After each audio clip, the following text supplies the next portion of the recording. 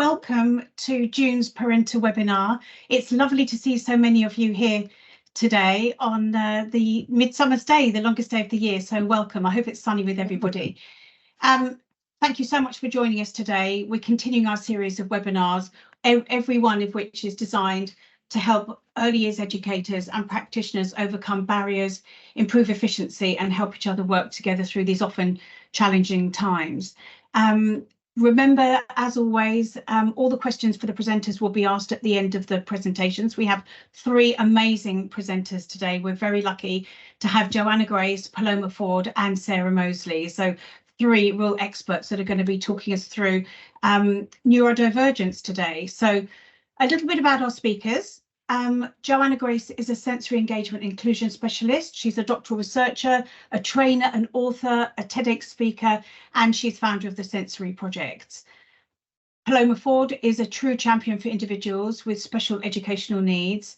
Her career in SEN spans 25 years with her particular interest in the world of neurodiversity, and she's the founder of Screening for Dyslexia. Dr. Sarah Moseley is an educational consultant, speaker and author with over 30 years of experience, specialising in raising outcomes for all learners.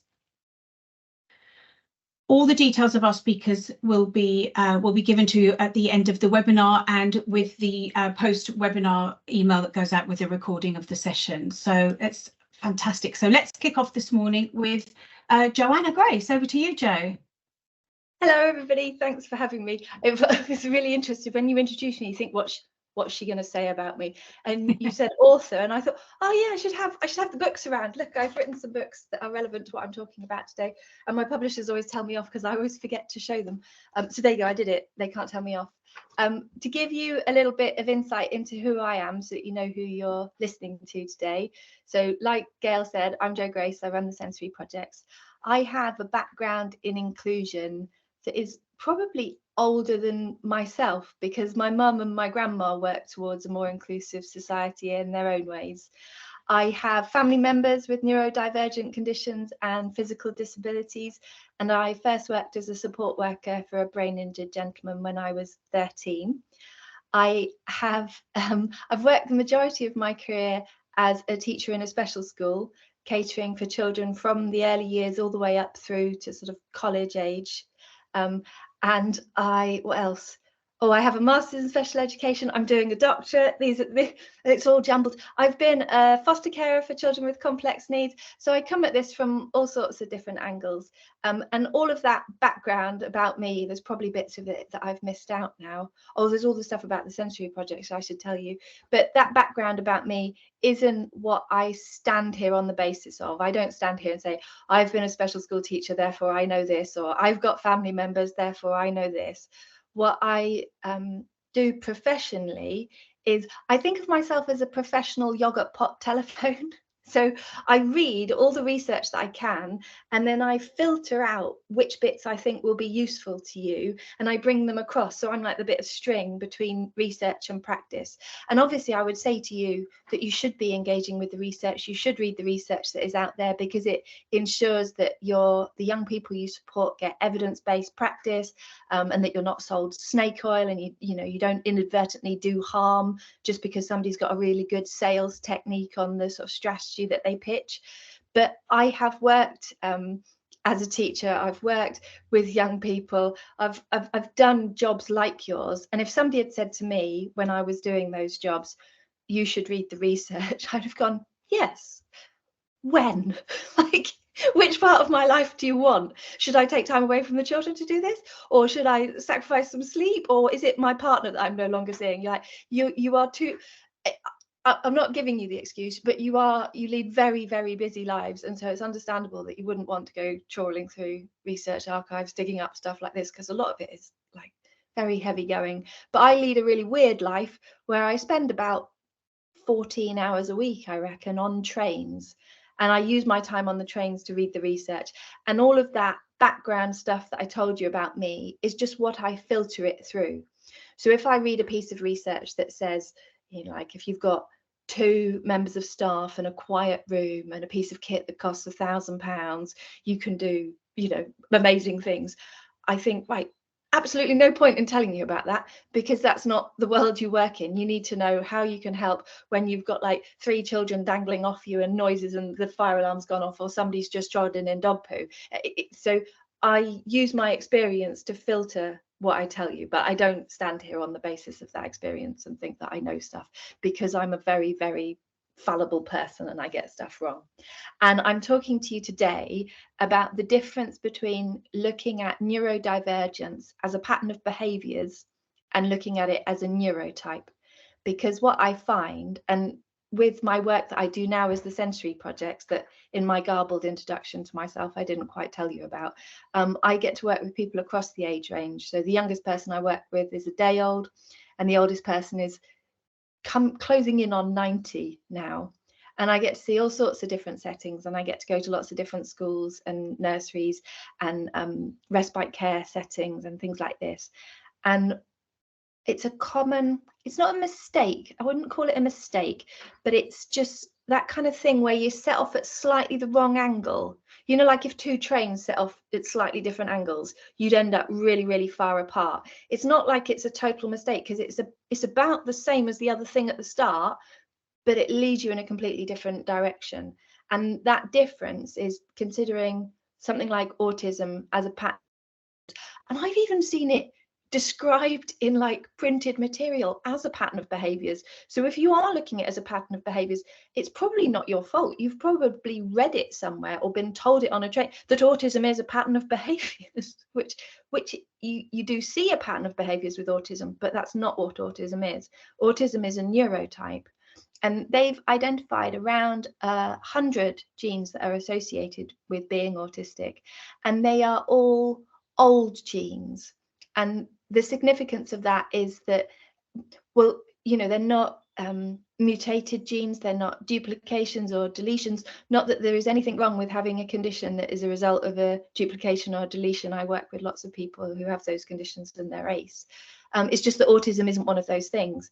The significance of them being old genes is that old genes survive in our population because they have survival value. There is a usefulness to a society to having different types of brain. And when you hear the word neurodiversity, that refers to there being different types of brains. You like, as a population, we are neurodiverse. And as individuals, you can't, sometimes people say to me, because I'm autistic, sometimes people will say, oh, you know, Joe's neurodiverse.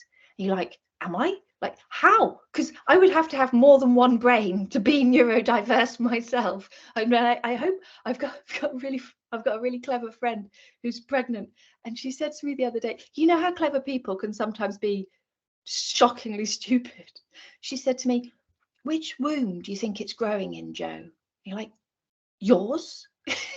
And she said, oh, haven't I got 2? I've got 2 of most things. Like, no, just the one womb, and we've got just the one brain. So you can't be neurodiverse as a person. We're described as neurodivergent because we are other than the sort of perceived norm. So you're neurotypical, that's the sort of the ordinary ones, the ones you expect to be, and neurodivergent is anybody who has one of those conditions that's not the standard one.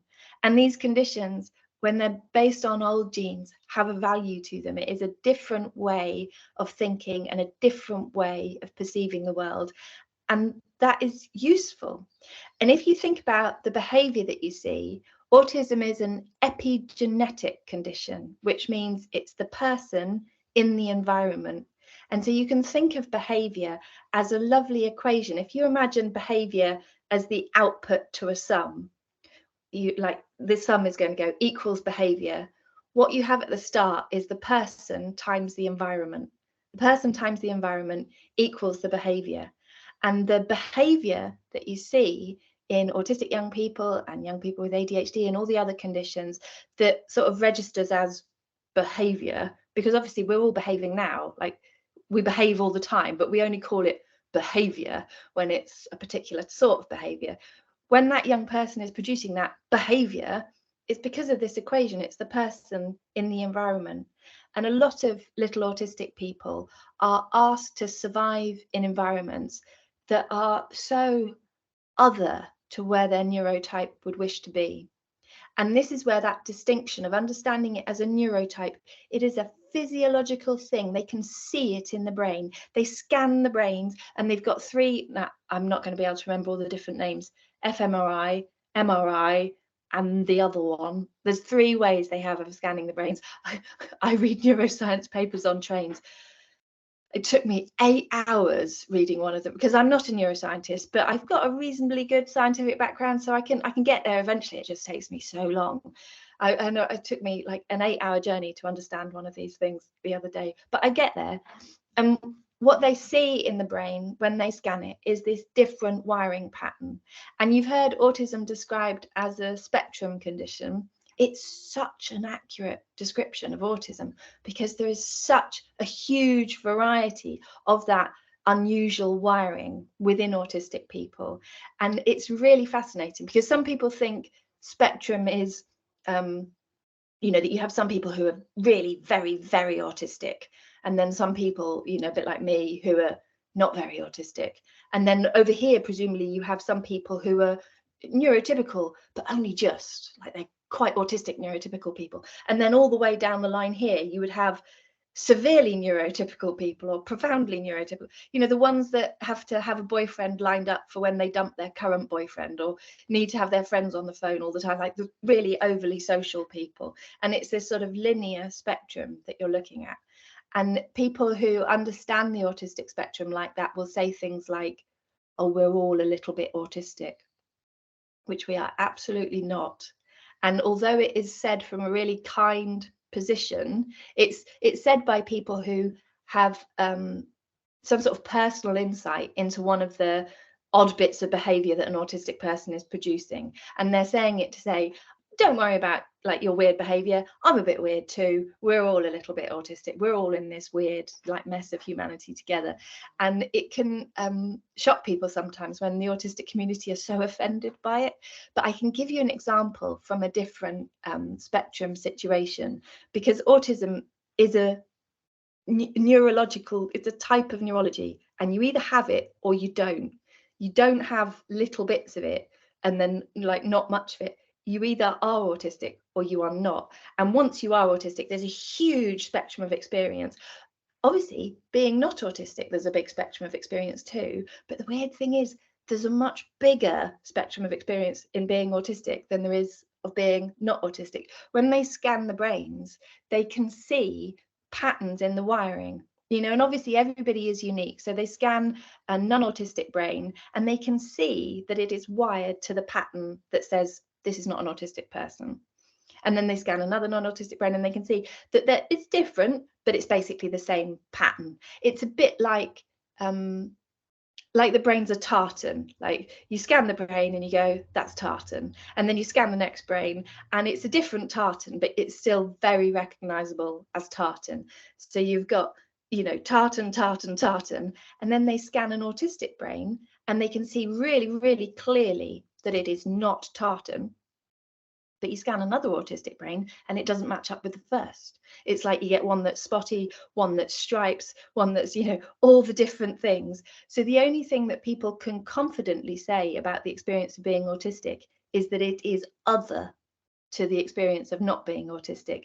The neuroscientists that study us describe us as having uniquely unique brains. So our brains are other from the norm, and then they're other from each other. And so if you ever get a training from somebody who says, autistic people this, and just does a whole sweeping announcement, just be a little bit cautious as to how much you listen to that person, because they probably mean, and I've probably said it myself, they probably mean a lot of autistic people. But you cannot say autistic people this, because we haven't got a consistent pattern to our brains. What we are consistently is not tartan. And that spectrum experience, you can liken it to a different spectrum that you know about. So pregnancy, for example, you are either pregnant or you are not pregnant. And if you are pregnant or not pregnant, there is a huge spectrum to that experience. So imagine a pregnant lady and a not pregnant lady having a chat. And the pregnant lady says, oh, the bump has like really popped out this week and I've had to put away all my good genes. I'm going to be in maternity wear now for like, oh, I don't know how long, like years. And it's really sad. And the not pregnant lady says, yeah, I put on half a stone over Christmas and I've had to put away all my skinny jeans too. And it is really grim when you have to get out the elasticated waistbands, isn't it? And the pregnant lady feels understood, and that is nice. And then the pregnant lady says, and the baby's like sitting against my spine and it's really, it's got such a bad back at the moment. And the not pregnant lady says, oh yeah, I picked up a box at the weekend and twinged my back and it's really miserable having a bad back, isn't it? And that's nice. The pregnant lady feels understood and it's all like empathy and all the nice stuff. And then the pregnant lady says, oh, I have to get up like 6 times a night to go for a wee. And the other lady says, oh yeah, I need a wee too. I guess we're all a little bit pregnant. At that point, pregnant lady wants to smack her. That's no, you are not I am the pregnant one. No, don't claim my experience. How dare you? Like, I'm pregnant. And you get that reaction in the autistic community when people go, oh, we're all a little bit like, no, you are not. We are autistic and you are not. You may have experiences in common and you can use those to empathize with us. That's lovely. And if you have a lot of them, like if the not pregnant lady was going, yeah, I don't fit into my jeans anymore. My back's really been aching. I haven't had a period in months. Like if you've got a lot of the experiences in common, it's worth getting checked because there's a lot of power in the knowledge of your neurotype. And I only have a very small amount of time to talk to you today. So I was thinking, how can I illustrate this point about understanding that it's a neurotype, not a behavior? You see different behavior, but it's a neurotype. It's not a behavior. And when you understand those two things differently, you respond in a different way. And so I'm somebody who learns a lot from research. I also take my information from other places. So I listen and talk to all the people that I meet as I go out and about on the circuit. I am very active on social media. I've got my all my contact things are there in the chat. I've just popped them in now. And so I learn a lot through having conversations with people on Twitter and Facebook and things like that.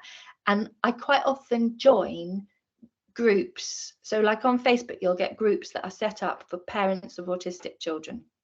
And they can be very difficult groups for autistic people to be a part of, because oftentimes the parents get misled. There's a lot of very confusing information out there. And sometimes as an autistic adult, you can witness parents doing harm to their autistic children because they're following. It's like I said at the start, you want evidence-based practice. You don't want to be convinced by good snake oil sellers. And the parents, in their desperation to help their child, will have been convinced by one of these snake oil sellers and will be. So it's a very muddly place. And those groups are set up to give parents a safe space to vent, you know, to go, I've had such a hard day today. And so it's not for me to pop up. And so I'm a lurker in those groups. I just sit in there and listen in order to educate myself as to what people supporting autistic children feel and think and stuff like that. And there was a time just recently where I stopped lurking and I answered. And so it was this post, and you'll know the sort of thing when you get a Facebook post and it says read more and you click it and it's like 1 million pages long. And it started with like, I just need to vent and I came here because I know you guys will understand. And then she gave the whole story. She said, my husband and I, we met at school and we left school. We didn't go to college. We started work when we were like 15, 16, and we've worked really hard. And people said that we were just, you know, teenagers and we wouldn't stick together, but we've been together and we've stayed together and we've got 2 small children. And the sort of 6-year-old type, I can't actually remember how old he was, but in my head he's about 6, has just been diagnosed as autistic, and we're really struggling.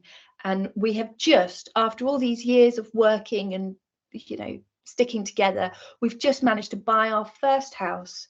And she was telling us all about, you know, it's only small, but I've done it up really nice, and we've got all this in the kitchen and all this in the living room, and you could just feel how much that little house meant to her and how significant, how hard they'd worked for it. And she was describing her living room, and she didn't put a picture up, but I can imagine it. It's got like live, laugh, love, and it's got fluffy silvery cushions and things like that. And she's got on her living room wall, she's got a display of all the family portraits, so little silver frames of all the different portraits. And her son has been ripping them off the walls and smashing them.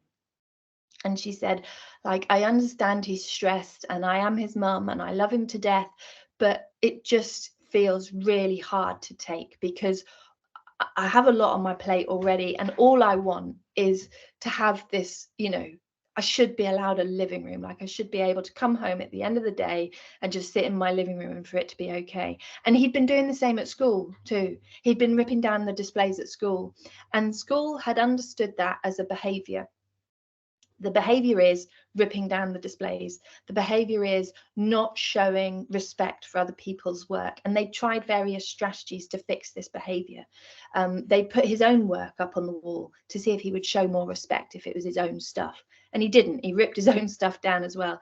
They tried a system of rewards and punishments. Like, if you rip the stuff down off the wall, you don't get to go out to play. If you leave it up, you get a sticker. And if you've got 5 stickers, something will happen. And that didn't work either. And at home, he's ripping down the wall displays. When you understand that as a behaviour, you think of him as a naughty child who needs to learn respect, who needs to be taught a lesson. And you sort of battle against him like that. If you consider that it is an expression of a neurotype, then you get curious and you think, okay, what about being autistic would cause that? Because actually, when you think about it, if a typical child is looking to be naughty in your average living room, they're not going to go for the wall display, are they? They're not even aware that there's like photos of Aunt Jean's second grandson on the wall. They'll get the remote control and dip it in tea, or they'll spill something on the floor. They'll do the things that they've got told off about before. They'll jump on the sofa. They don't notice the wall display. It's a very specific behaviour that he's doing in both places, which indicates that it's not necessarily to do with the people or the things or what's happened. It's something about how he's experiencing the world. And then you look at how autistic people see, and did you hear me? I just said autistic people. Most autistic people, a lot of autistic people. It's very easily done. You just want to watch out for the people who just sweep along with autistic people statements like this. So a lot of autistic people have a kind of high definition sight. Like, we see the world in extra detail.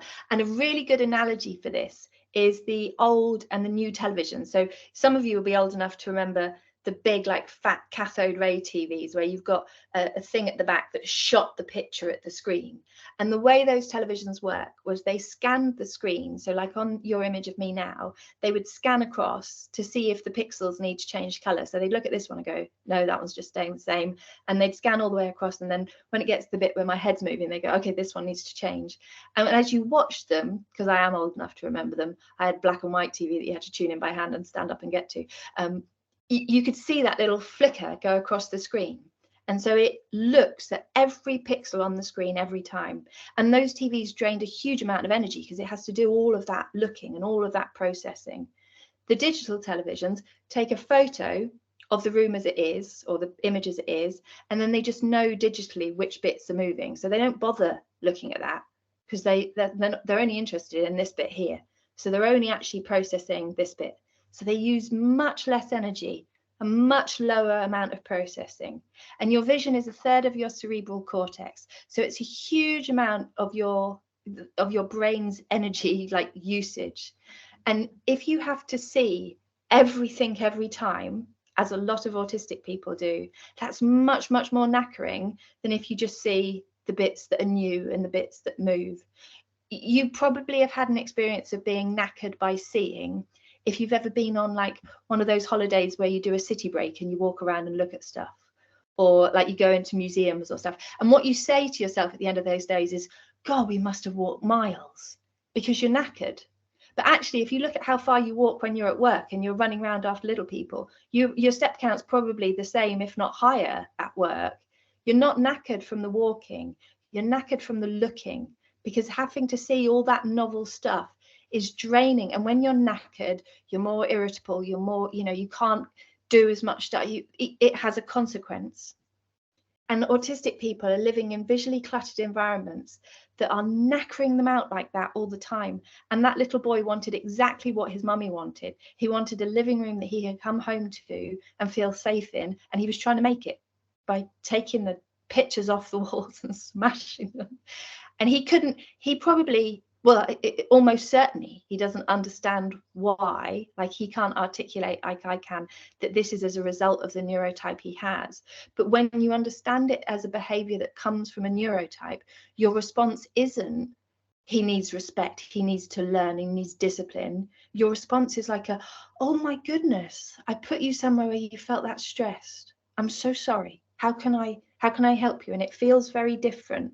And so there are a lot of strategies that are sold and marketed to support autistic people that will claim their success and prove their success based on behavior change that is enforced through a system of rewards and punishments. They might call them nicer things than rewards and punishments, but you could potentially scare that child enough that he didn't rip the pictures down, or reward him enough that he kept him up. And what you would be asking him to do is to live in that sort of knackered state, to do himself harm in order to gain, or in order not to experience the harm that you give him. So it's that difference between viewing it as a behavior and viewing it as a neurotype is very similar at the start, because the way that you see the neurotype is through the behavior that you witness. That's the way you spot that somebody has got a different neurotype. But if you just view it as a difference in behavior, you end up in a very different position from if you view it as a neurotype.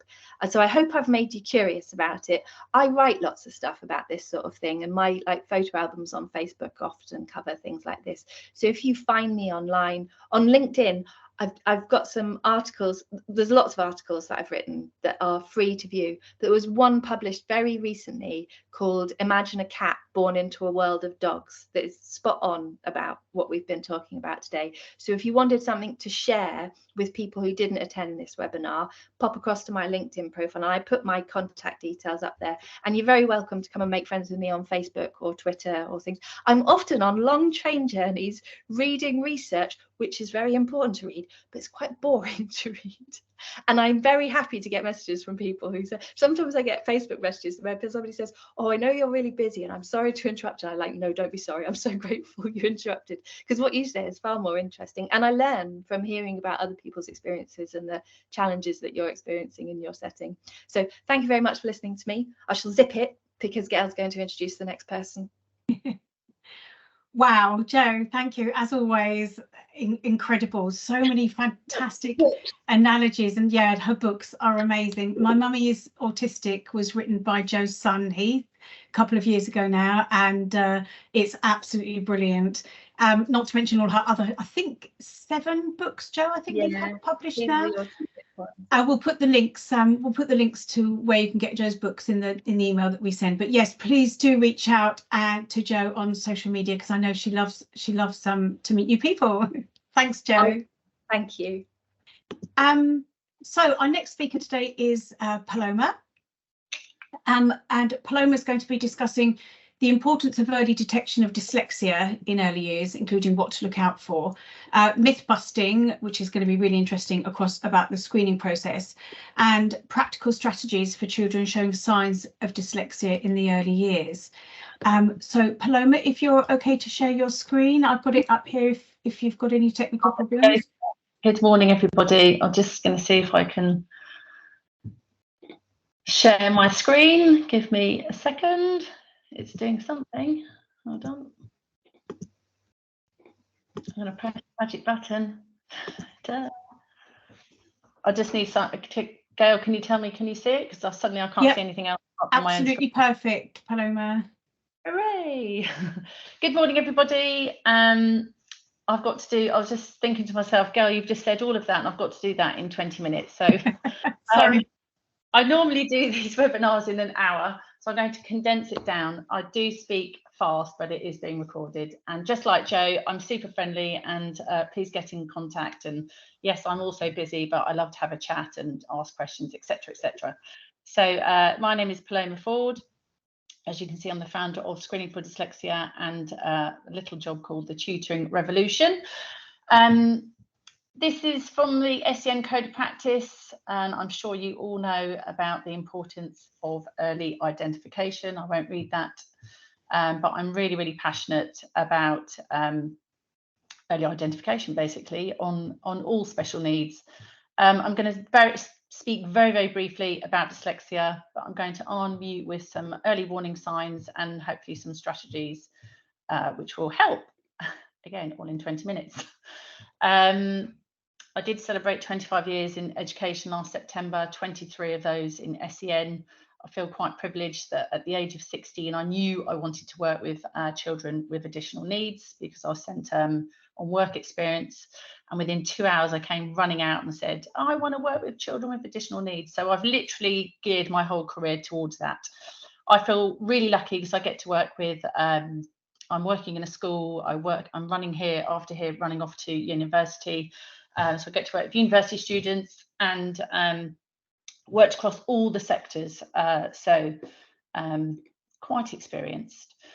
Looking at this picture, this is the reason why I personally believe we should be screening, schools should be screening and screening regularly. As you will see, if we've got this child here who we probably wouldn't have any concerns about compared to this child here, we can see obviously very high probability of having dyslexia, and also we can tell from these two profiles that this child here will naturally be struggling in the classroom. So dyslexia is basically a specific learning difficulty. It's part of obviously neurodiversity, which Joe has been talking about. It primarily does affect reading, writing and spellings. I've said down here, please do head to the British Dyslexia Association. It's a fantastic website. It's got so many resources and information.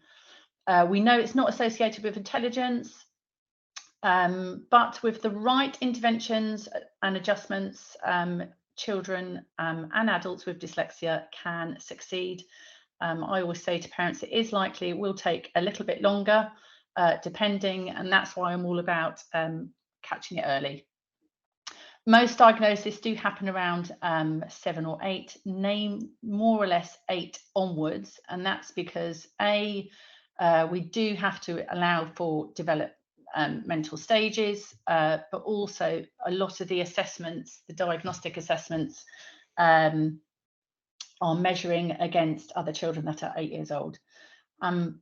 It is a lifelong condition and it cannot be cured, so we need to be really open with our children once we know that they are dyslexic because they've had a diagnosis. 10% of the population. So I think if you kind of have a moment, it's basically 3 children in every single class. It does run in families. I'm all about the strengths of dyslexia, and I think it's really, really important that children, even though we know there are difficulties in things like reading, writing, spellings, organisation, etc., we need to be jumping and really jumping on their strengths and really working on those. So the problem we have, or the problem I see week in, week out, so I'm screening all the time and meeting parents, many schools will say to staff that there is nothing we can do until a child is 8. And if I had £1 for every time a parent said that, I think I'd be rather rich. Unfortunately, this really is not true. So again, I'm communicating that out to you, lovely, lovely people. So if you all tell other people and those people tell other people, we can spread the word. The screening process can start for children as young as 5, and in some cases you can, depending on the screening tool, I've changed mine, you can screen from the age of 4. And as soon as we can see a child's profile and we can see the difficulties, we can literally start to begin an intervention straight away. So imagine having a concern for a child in nursery or reception, and then suddenly we're screening, and then we go, right, okay, we now need to do X, Y, and Z. So people always say, okay, so what are the signs? What is it we need to be looking out for? So I'm just going to give you a few here, not all of them, because I literally don't have the time, but these are the main ones to be looking out for. When I go through these, you're probably going to be sitting there thinking, but many other children will struggle with that. Yes, you're absolutely right.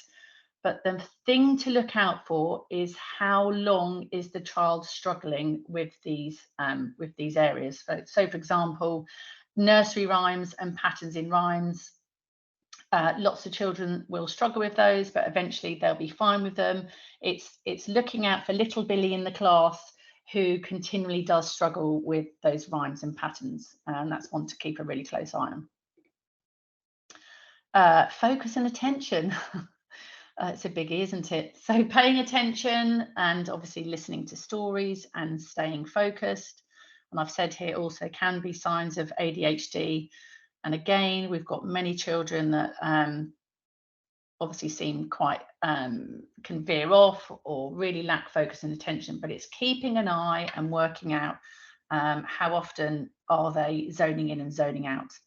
Had a conversation with a parent yesterday actually about ADD, which is really hard to detect and often is kind of found a lot later in children.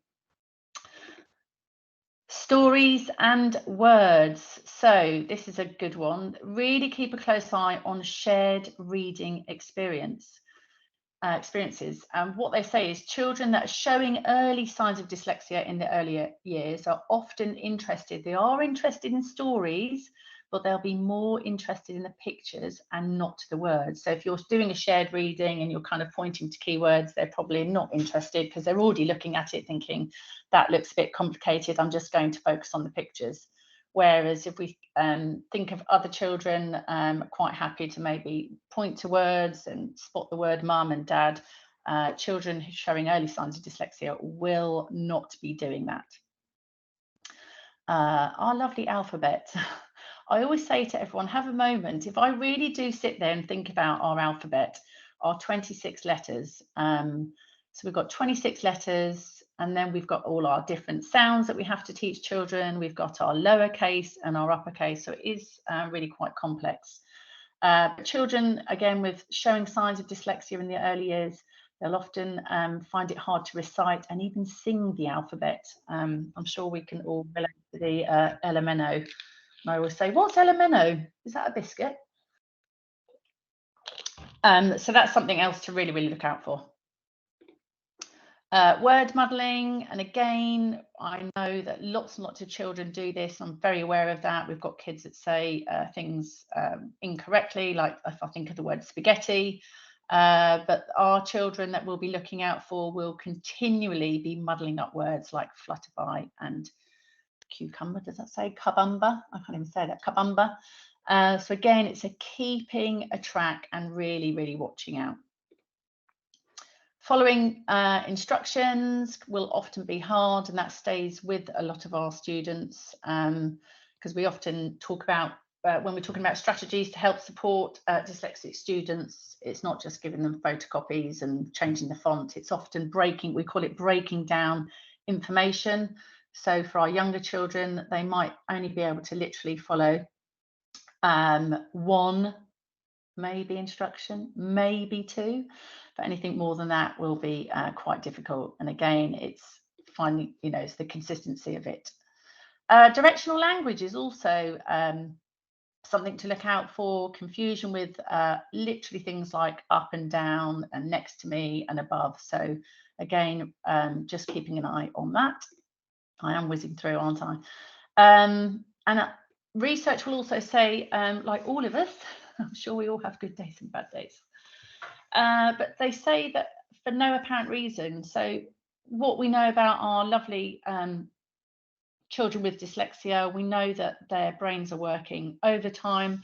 They're often completely exhausted when they come home. So because they're working so much harder in the school day. So again, with our younger children, they could be having an off day and they're literally being overwhelmed, overloaded. How often is that happening? So it's remembering, like I've said all the way through, it's the length of your concern. So really, really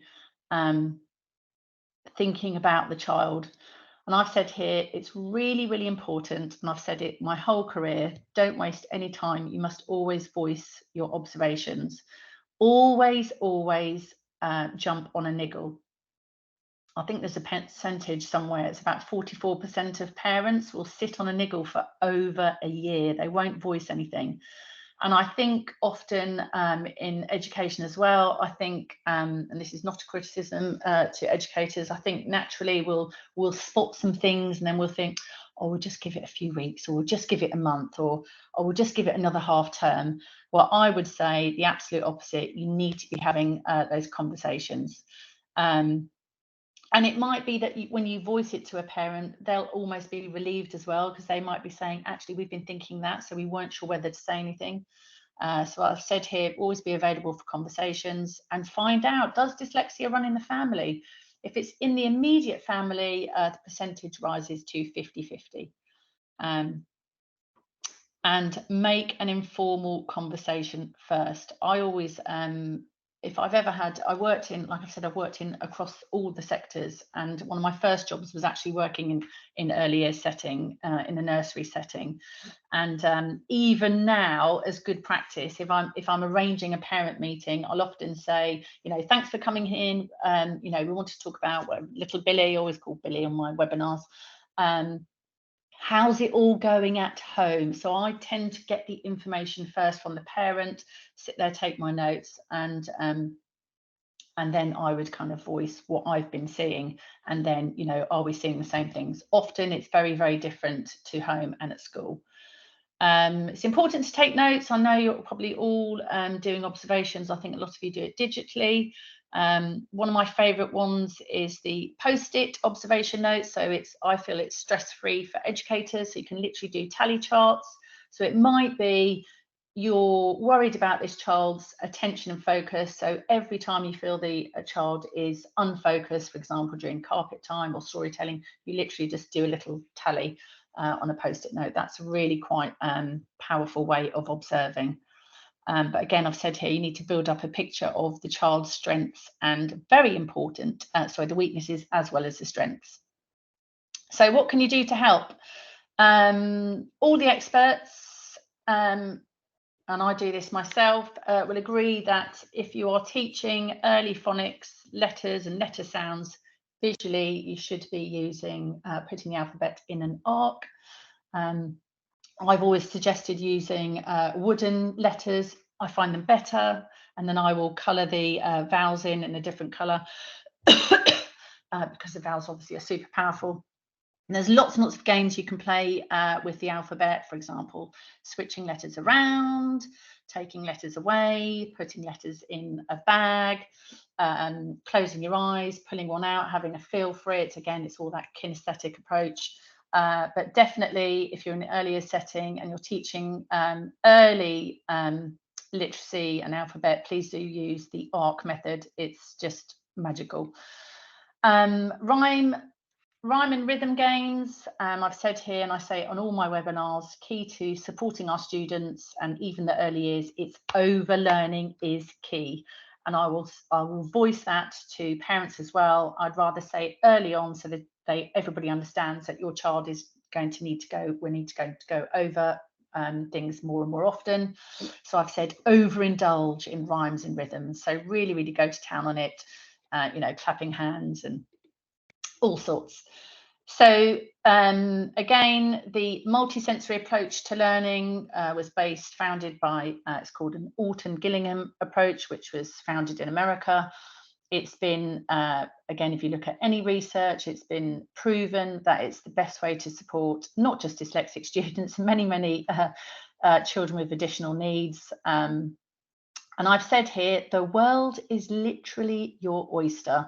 It's a lovely thing to do to get together as a team and sit there with a big piece of paper and go, right, we're going to do multisensory learning to help our, you know, children, if we've got children with autism or we've got children with sensory processing disorder or dyslexia, and you literally can write down and all these different ways of what we can do to support. So I've just put some ideas there. Air writing, large letter paints, hopscotch, alphabety, spaghetti, you know, chalks on the ground outside, you know, trampoline learning, kids, I said kids as letters. So you literally do it like a PE exercise where they actually, You get one group of children, you're going to tell the other group of children, we've got to be the letter for M, etc. Use of mirrors is absolutely fantastic. I used to work very closely with speech and language therapists in one of my jobs, and really looking at what your teeth do, what your mouth does with sounds and stuff. So that's just a very few ideas there, but you know, just really use your imagination and just go for it. One thing I always say as well, in order to have success for our students, is little and often is key. So rather than saying this child needs to have an hour of intervention every week, I would say break down that hour if you can and go for that 10 or 15, 20 minutes per day. You know, it's worth, again, looking at timetables, having conversations with the parents. Can you do 2 lots of 15 minutes a week? We're going to do this. Can you do the same, etc., etc. So I've said set a time to provide this. People always ask me about software, and I would always say yes, of course, especially in this day and age. There's a ton of apps out there. So good practice, we would be providing interventions for our students, as well as providing some sort of computerized app or support. We used to, depending on what you buy, and I've put here Nessie, Sounds in English Phonics is a really lovely one. Spelling Shed, probably some of you will know. It's got starts from you know, the alphabet and the sounds, etc. They've all got really good algorithms, and they're all fun, and lots of the children can do self-learning on there as well. So we used to do a bit of both. Again, just watch how long the child is obviously on the app for. Just finishing up now. So visual timetables, I'm sure again many of you use that. But providing visual resources, and not just for our dyslexic students, again, this is so beneficial. Joe will agree, for our children with ASD. So I've said, you know, just help them with those organisational skills so they can see. And again, that minimises their overload throughout the day. So, oh, I've done really well for time. 20 minutes, fast track. So I've said here, communication is key. It really is. If we're not saying things early on and we're sitting and we're keeping quiet, nothing's going to happen. So even if you think it's just a brush off niggle, just voice it. You'll be surprised how many people will jump on that niggle with you. Lots of observations. Please think about early intervention. Obviously multisensory, but you know, in early years settings, they're doing that anyway. And I love this word, visualization. I use it all the time with my children, my students that I teach. I teach adults and children, and I still use the word visualization, where we're literally putting things in our mind. Just while I'm thinking, veering off, there's a lady called Dr. Erica Warren. If someone could put that on the chat. She's American, and if you go onto YouTube, she does there's a whole thing about visualization, which she does with another chap, and it's absolutely fascinating, and the links to how beneficial it is for learning. So that's me. I did that in literally 20 minutes. I've got my timer in front of me. Feel free to follow me on social media. I'm also on Instagram, Twitter, Facebook, and actually LinkedIn. And I've got a little scorecard here. So if you were thinking you weren't sure about whether a child needs screening, that's literally free, and you can just click on that link and answer the questions, and it will give you a percentage rate of probability should your students or your child be screened. And thank you very much for listening. I'm now going to pass over to Gail, and I'm probably going to have to press something now. I'm going to press that button that says stop sharing. Da, da, da. Has that worked? Perfect. Thank you, Paloma. Wow. You have. Oh, so I see you all. Oh yeah, I can now. It's amazing. Technology works. We have Jo has very kindly, as she's walking, has still managed to send her slides through this morning. So we'll add her slides to the email that goes out after. So thank you, Jo, for being super Jo and multitasking. Paloma, some amazing, again, fantastic, some really insightful information there. And I think people will really find the games interesting. So the list of games that you've got for the multisensory learning is fantastic. And obviously the alphabet arc the ideas. I know that BBC Bite Size has got some really interesting games as well for times tables and alphabets and stuff like that. So that's always worth visiting. So thank you again. And we will have some questions after Sarah's presentation. So Sarah, are you good for sharing? You're going to be discussing. I'm good for sharing. I've now got a little sharing button. I was very concerned because my sharing button disappeared. You did have one and then it disappeared for some reason. It disappeared, yeah, and I felt a bit left out. So that's, you know, okay. And it gave me that working memory was really reduced then, because a little bit of anxiety, and I was trying not to show it. So I was like, don't look at yourself. It's all fine. Deep breath. And thank you. That's right. You're going to be discussing strategies to enhance neurodiversity and affirming those practices in the early years, focusing particularly on changing our perspective from seeing red flags to understanding the strengths, and building relationships and connections using special interests as a springboard to learning with our children. So that sounds amazing. So over to you, Sarah. Thank you. Okay, that's my top tip. My first top tip, cue people in. That was perfect, Gail, because basically I could have quite happily gone off tangent then. I was very ready to ask Jo. I need some recommendations about a walking thing. So Jo, after this, I shall do that. I want a walking desk. I'm getting a bit jealous there because I find it very difficult to sit still. So I've got a wobble cushion that I'm sat on at the moment. And it's taken me a long time to work out the fact that really when I'm training, I'm walking up and down quite a lot. And when I'm on Zoom, you can't do that. Well, you could. Wouldn't quite be the same experience for you. Although I can see Donna is doing a drying up in the background there. So I love that. Hi, that's great. Oh gosh, don't about saying you've got the treadmill from. Oh, I need another one. Okay. Anyway, hello everyone. I was very lucky actually to meet Paloma through the wonders of social media, and I actually connected with Jo through the wonders of social media, even though we don't live very far away from each other. So it's amazing the amount of information that's out there, and it's also amazing kind of that we now have this opportunity to, as Jo just put in there, a picture from social media, which really kind of clarifies information clearly. We've got access to a massive amount of information. The issue is there's so much, it's about finding your way through it. So I'm hoping that following from Jo and following Paloma, which is a big ask, that I will give you some tips that neither of them have mentioned, which again is a big ask.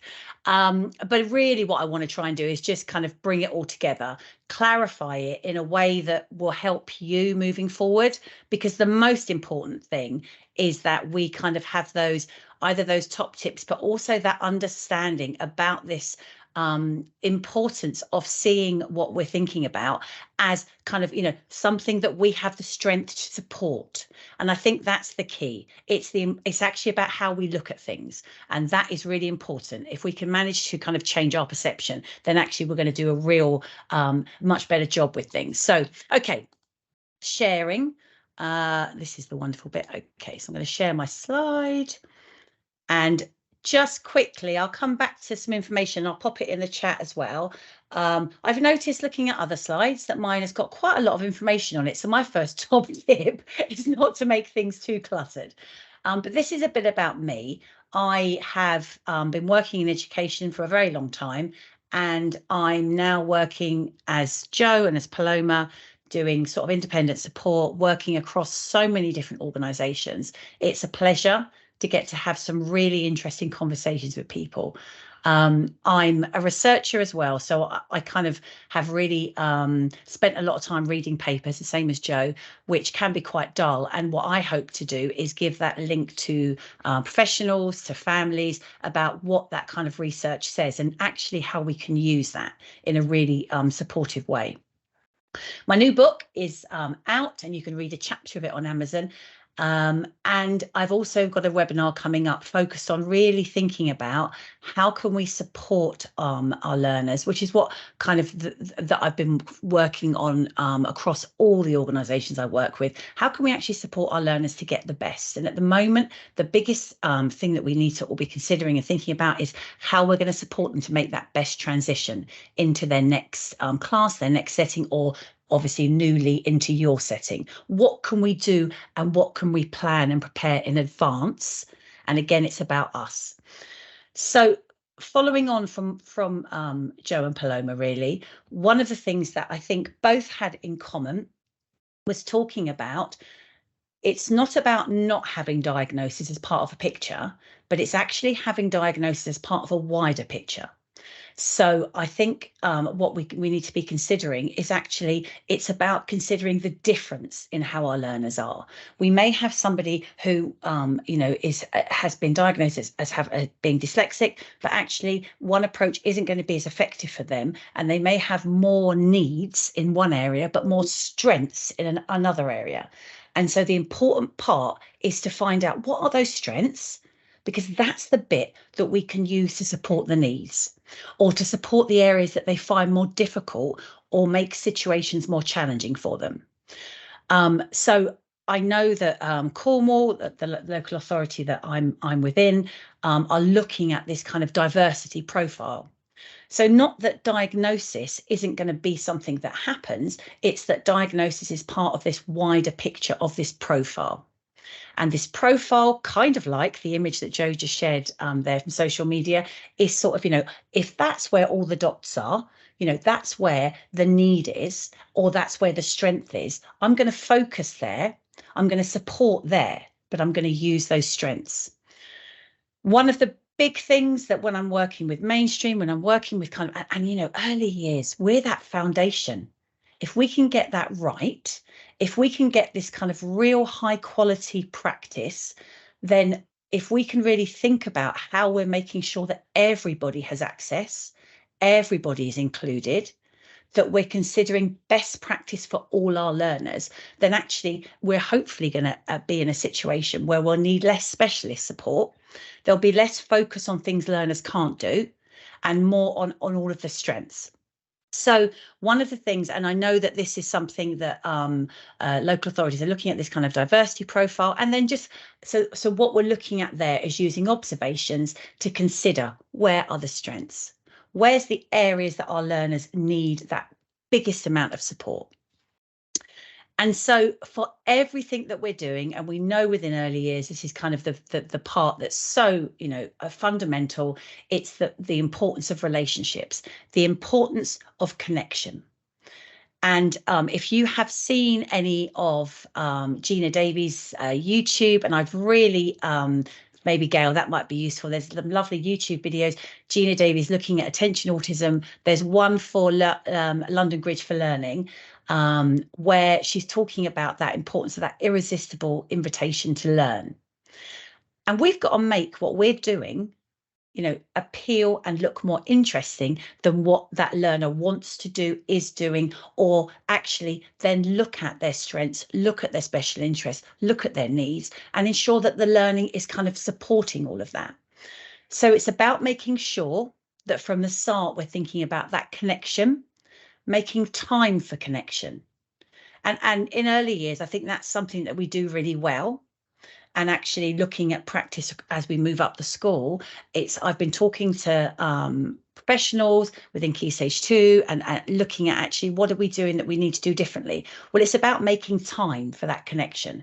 It's about making time to develop that relationship. Something that I know some practices at some schools are doing and some organisations are doing is having neurodiversity champions.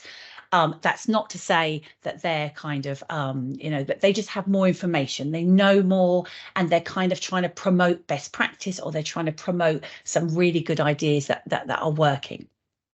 So what we've got to make sure that we're thinking about as well is that we're giving opportunities for choice, for participation.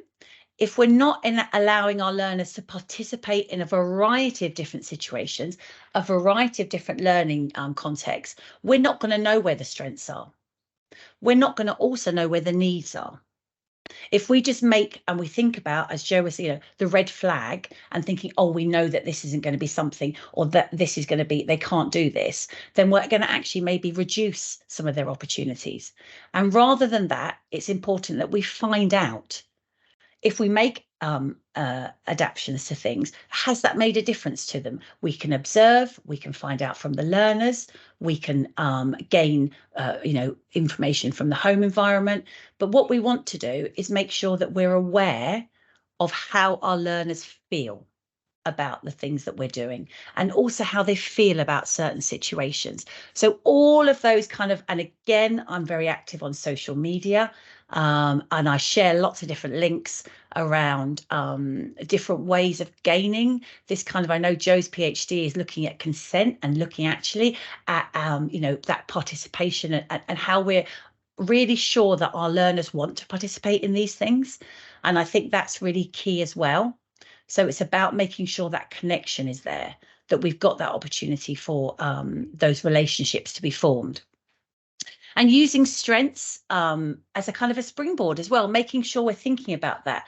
Thinking about when we're looking at schema theory and we're thinking about the kind of patterns of behaviour or the patterns of interests of our learners, are they within specific developmental stages where maybe they're within a certain schema that is actually influencing, and you know, that's what they want to do, influencing the repetitive behaviours that they're taking part in. Maybe they're throwing the trajectory schema.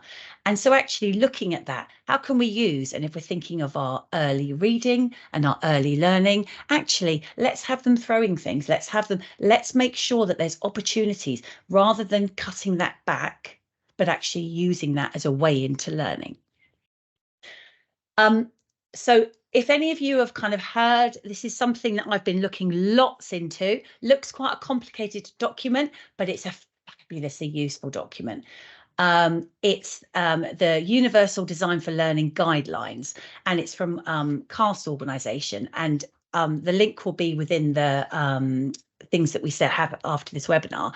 But what it does is it makes us think about, prior to any of the situations that we're setting up our context, our learning, our opportunities for communication. Before we do any of that, we're looking at how we can make sure there's access for everyone. And I know recently when I was looking at, I was looking for some information in my Google Drive, straight away a little speech bubble came up that said, would you like this read to you? I didn't need to struggle with it. Actually, I was feeling a bit rushed about some other things, so having it read to me was great. So what that means is, if we're thinking about, and I like to really, when we're thinking about relationships and connection, talking about that link with the home environment, make sure that from the start, we're setting up those opportunities for communication that are planned to ensure access for all.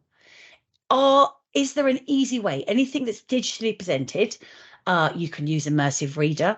You have so many ways now that we can ensure that everybody can access this. Are you able to provide ways for things to be recorded, for there to be those visual supports with things? But just make sure that from the start, you're really clear of how we're setting up those systems of communication so that everybody can access this. And then when we're looking at the things that we're doing within our classroom, actually look at how we can adapt based on observations of what happens.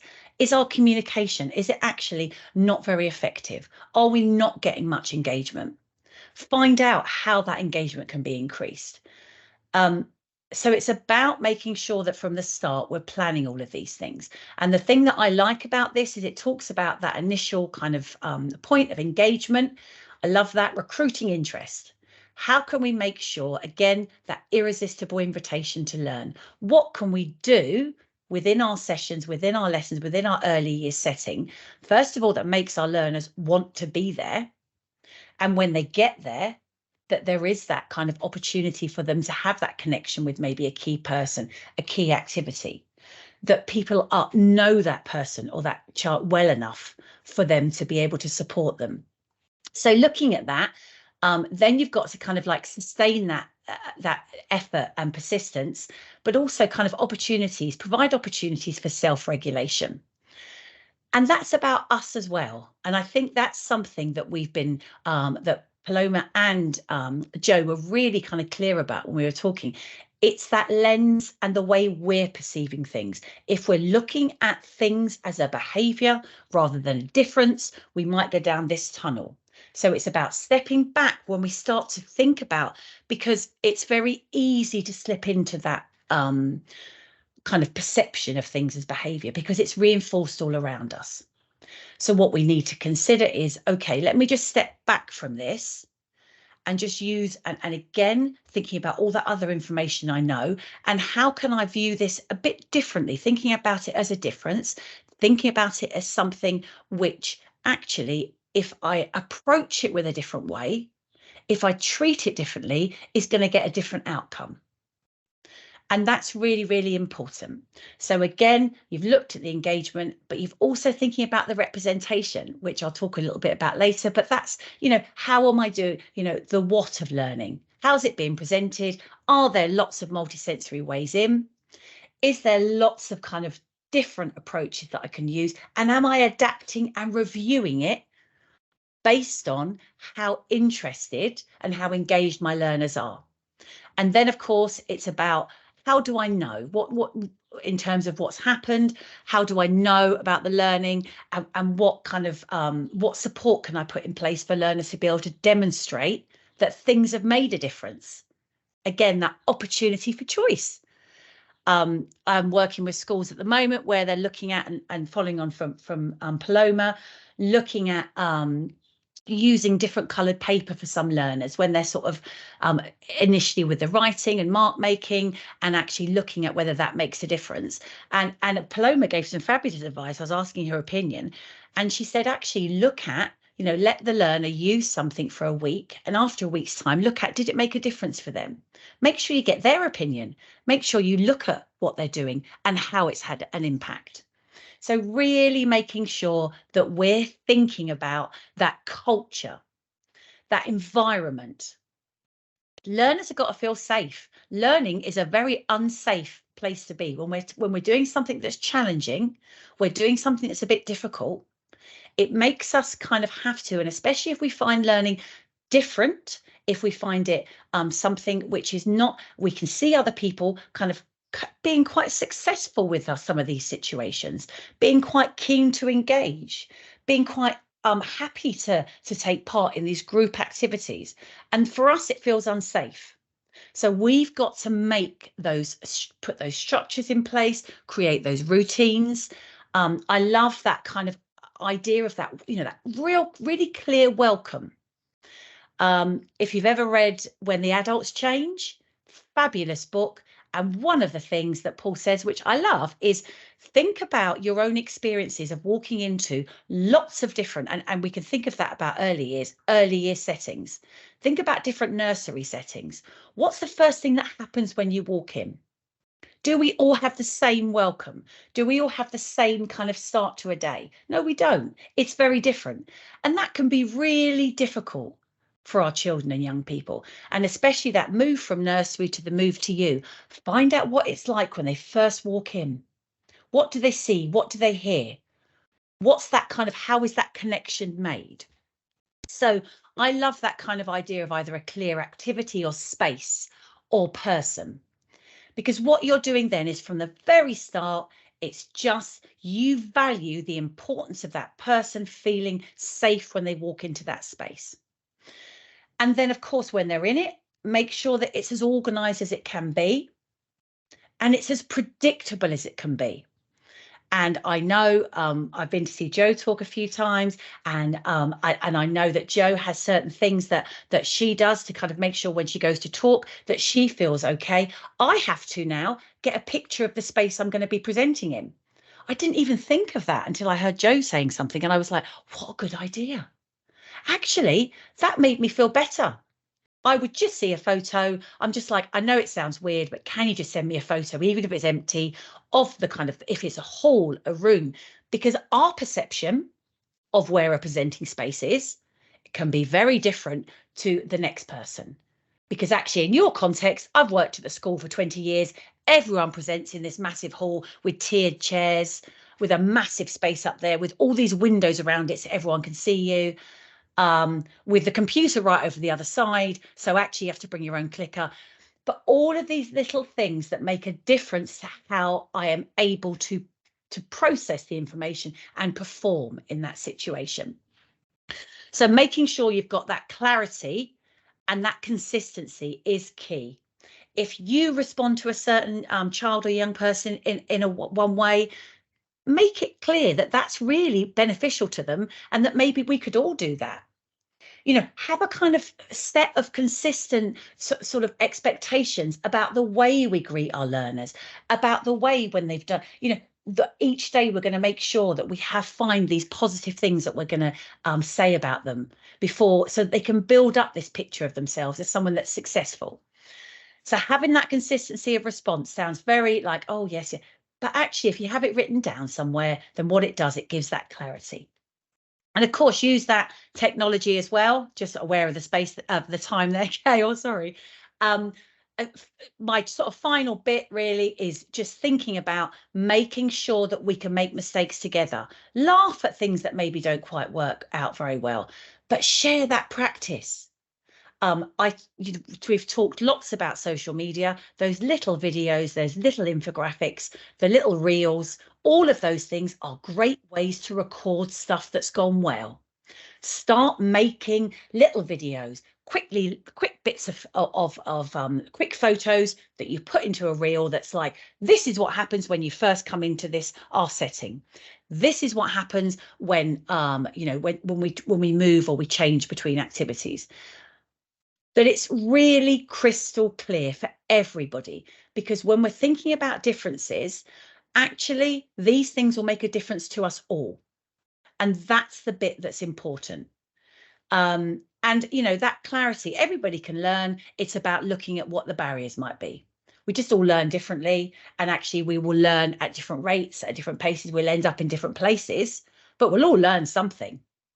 And if we start from that kind of perception, then it can change some of the ways that we look at things. So thank you. I think I've managed to just about keep to 20 minutes. Just if you want to find out anything else, please do. Obviously, Gail's going to put all the links at the end of this. One of the things I've really learned a lot from is being a parent, because I've got all of these years of research. I've got lots of years of working in the classroom.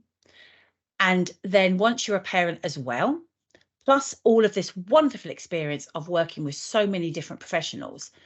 But actually, when you're looking at your own child and you're looking at the things that they're struggling with, you can see that importance again of just seeing that it's a difference. It's different on different days. It's different at different points in development. But it's a difference that we need to embrace, we need to celebrate, we need to build on. And if we can start at the foundation stage of doing this, if we can think about from this very early stage of putting all of these things in place, all of this understanding, this consistency, and awareness of how we all learn best, then actually what we're doing is setting up those systems for the future.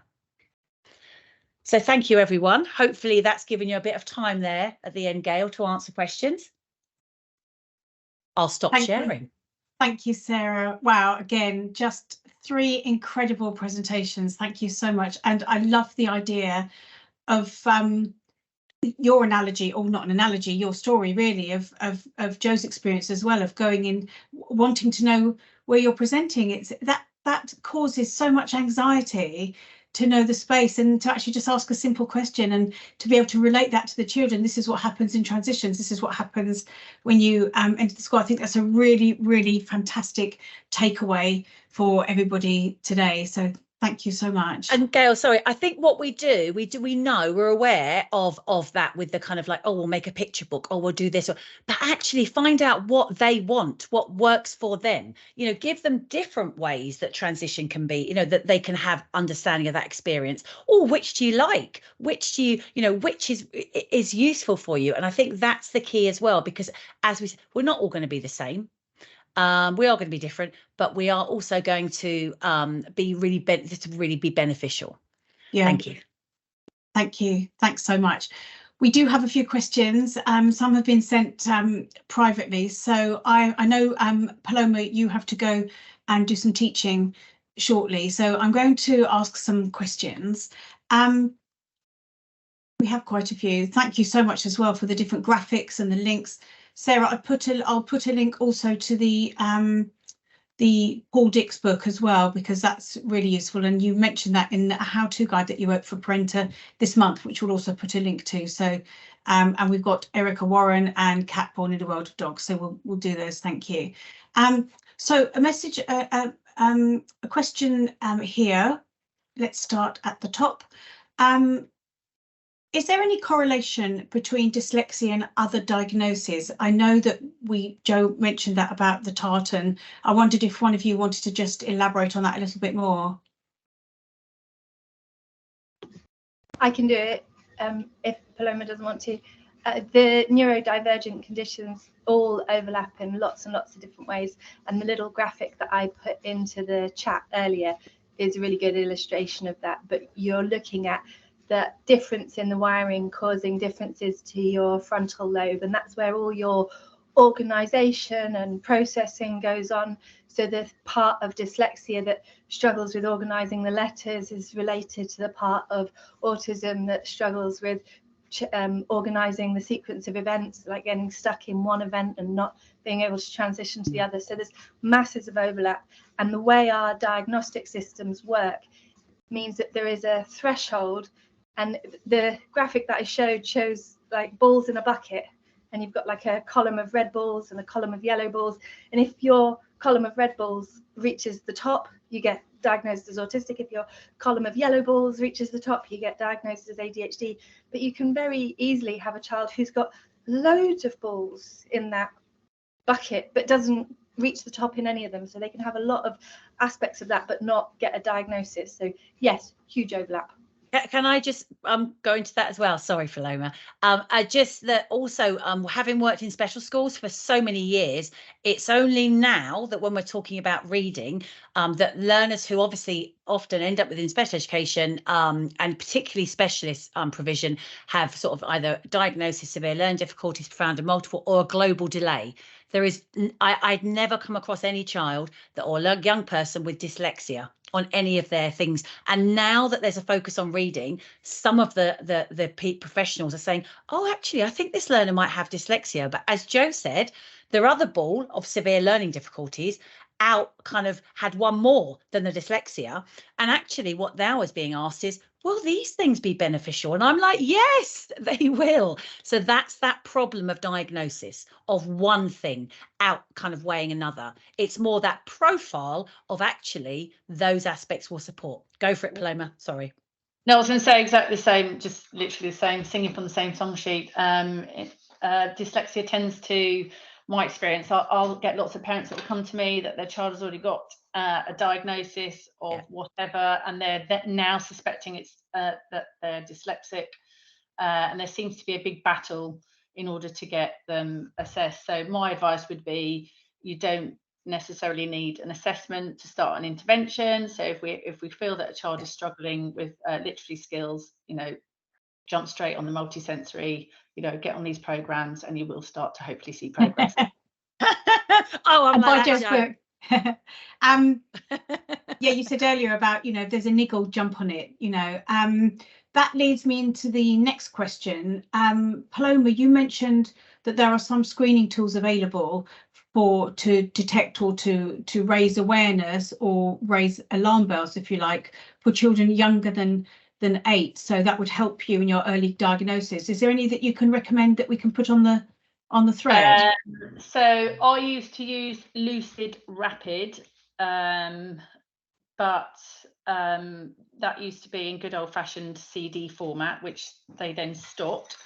So then I moved on to GL assessment. But if you put on the chat, I don't know how to do it on the chat, sorry, I'm on Teams, IDL, they do offer a free screening tool. Now, I think it's from the age of 5, that one, but they offer schools free dyscalculia and dyslexia screenings. So schools should be jumping on that.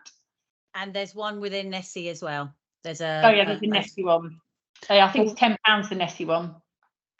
If you've got it though, it's already built in, I guess, if you've got Nessie in your school. Yeah. Okay. Thank you. We'll put information on that on the webinar. How was it's a question we get asked all the time, actually, and I know we have touched on it, but how can we support parents of the children that we want to spend more time with? What resources can we share and stories that we can recommend to help them explain to the child why they might feel different to other children? You mentioned earlier that, you know, you look across the room and other children are really enjoying reading, other children are really enjoying this and that, but I'm not feeling it. So how can we support children in feeling that there's nothing wrong with them?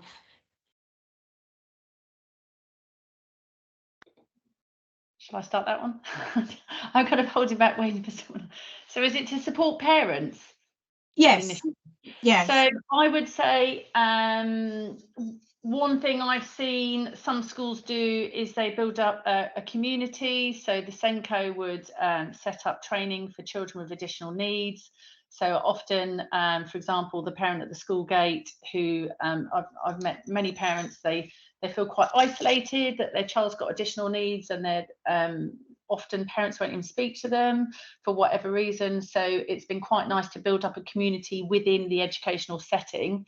That's one way of doing it. That would be very good practice, as well as provide training. But again, go on. Oh, I always say as well, of course, you know, I'm all about the books. So actually within foundation stage, within your kind of practice, it's about celebrating differences.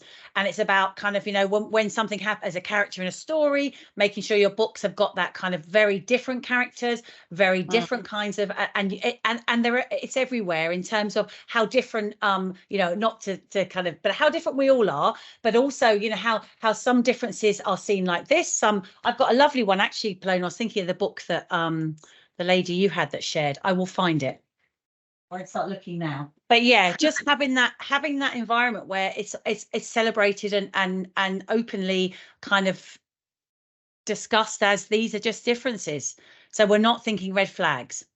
Yeah, Jo, go for it. So I was just going to say that with regards to autistic young people, you probably already have an understanding of how to do this from your understanding of the gay community. You know, what you have is a young person who is different to their peers and who is aware of that difference, and over time learns that that difference has a name, and then probably learns that the world thinks that that difference is bad, and then processes that through and realizes, no, hang on a minute, this is just a difference and it's okay. And if you had a young gay child in your setting, what you would hope for them and their family is for them to be witnessing examples of older gay people, you know, doing all the things, living all the lives that they can have. And so if you can share examples of, I was going to jump examples there, but like if you've got examples of dyslexic people who are enjoying reading or who have found the way, you know, that it's not this dead end situation, because what the families fear is what will happen to their child when their child can't manage to perform normal. And what you are showing them through sharing those stories is that the world has changed and is continuing to change into a place where you don't have to be tartan. Yeah. And you don't have to make a big thing of it either. It is about the futures. Actually, that's often the big thing. I've had schools where I've worked with who've said, you know, the young person wants to be a policewoman when she's older, but I know that's not going to be possible. And it's like, well, we don't know because they're only 5 and, you know, it's another however many years, who knows what's going to, but actually it's about talking about differences, I guess, in a way of people that have been successful in lots of different ways. And actually policewomen, there's lots of different varieties of that role as well, and different varieties of what are the skills and what about that job appeals to you, and what bits of that might be something else that we could do as well, or what else might there be, because sometimes it's just the experience as well. Yeah. Thank you. It's engaging the parents, isn't it? As you know, as keeping that parent engagement going. Let's just ask, what can we do though if parents disagree with our observations and concerns, which possibly is quite a common question. Oh, I have that all the time in my school job. I work one day a week at school. I would say, well, my experience in when you've got the parent in denial is you would still do whatever it is you're going to do for the child, and you just have to be patient, because typically eventually they will get there. It might take a while, but you just drip feed them, just drip it out, just drip feed, and eventually they'll get it. I think one of the things as well on that is this kind of idea of more of a profile. The profile needs to go across all contexts.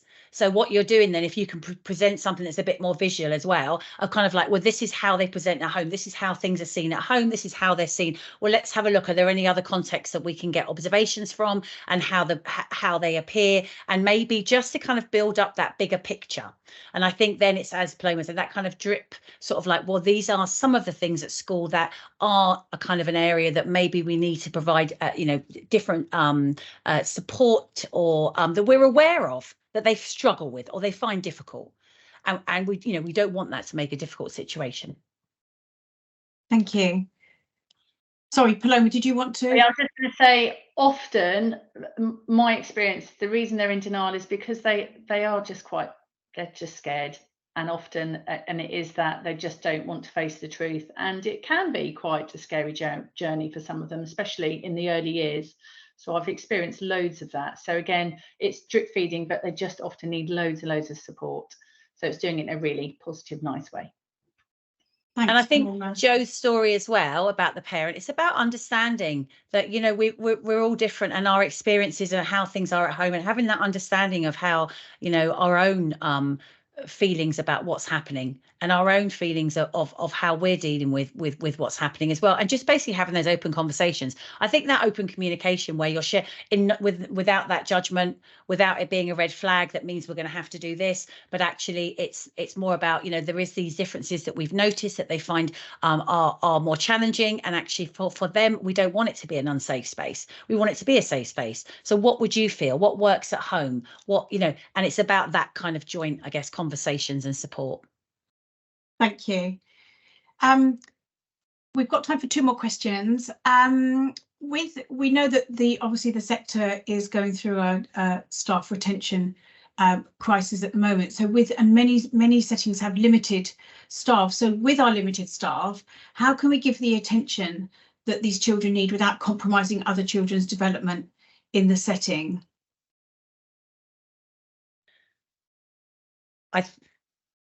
I think one of the things I in terms of there being a high staff turnover, one of the kind of things when supporting schools and organisations is looking at how we can build up those kind of short CPD type videos or training things, or just examples of what's good practice in our setting. When we're talking about consistency of response, what kind of things are we talking about? So it's really clear, really quick, and really easy.